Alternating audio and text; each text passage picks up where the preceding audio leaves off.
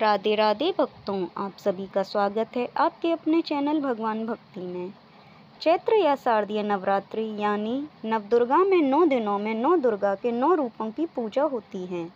माता दुर्गा के 9 स्वरूपों में प्रथम प्रतिपदा की देवी हैं माता शैलपुत्री।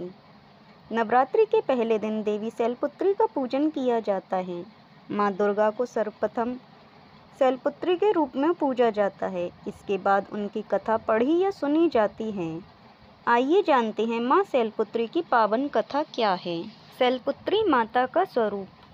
शैलपुत्री माँ का वाहन वृषभ है, इसलिए यह देवी वृषारूढ़ा के नाम से भी जानी जाती हैं। इन देवी ने दाएं हाथ में त्रिशूल धारण कर रखा है और बाएं हाथ में कमल सुशोभित है। पौराणिक कथा के अनुसार पूर्व जन्म में माँ शैलपुत्री का नाम सती था और वे भगवान शिव की पत्नी थीं। एक बार सती के पिता प्रजापति दक्ष ने एक यज्ञ करवाया और उसमें तमाम देवी देवताओं को शामिल होने का निमंत्रण भेजा। सती भी उस यज्ञ में जाने के लिए व्याकुल थीं। प्रजापति दक्ष ने सती और भगवान शिव को आमंत्रित नहीं किया था, इसलिए भगवान शिव वहाँ नहीं जाना चाहते थे। भगवान शिव ने सती से कहा कि प्रजापति दक्ष ने उन्हें आमंत्रित नहीं किया है, इसलिए वहां जाना उचित नहीं है। लेकिन सती नहीं मानी और बार बार यज्ञ में जाने का आग्रह करती रही। ऐसे में भोलेनाथ मान गए और उन्हें यज्ञ में जाने की अनुमति दे दी।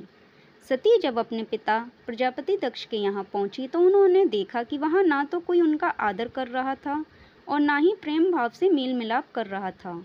सती की माता को छोड़कर सभी ने उनसे मुंह फेरा, यहाँ तक कि उनकी सगी बहनें भी उनका उपहास उड़ा रही थीं। उनके पति महादेव का तिरस्कार कर रही थीं। स्वयं प्रजापति दक्ष ने भी उनका अपमान किया। सती सबका ऐसा रवैया बर्दाश्त नहीं कर पाईं और अंदर से बहुत दुखी हो गईं। उनसे पति का अपमान सहन ना हुआ। इसके बाद सती ने ऐसा कदम उठाया जिसकी कल्पना स्वयं दक्ष प्रजापति ने भी नहीं की थी। सती ने उसी यज्ञ में कूदकर आहुति दे दी और भस्म हो गईं।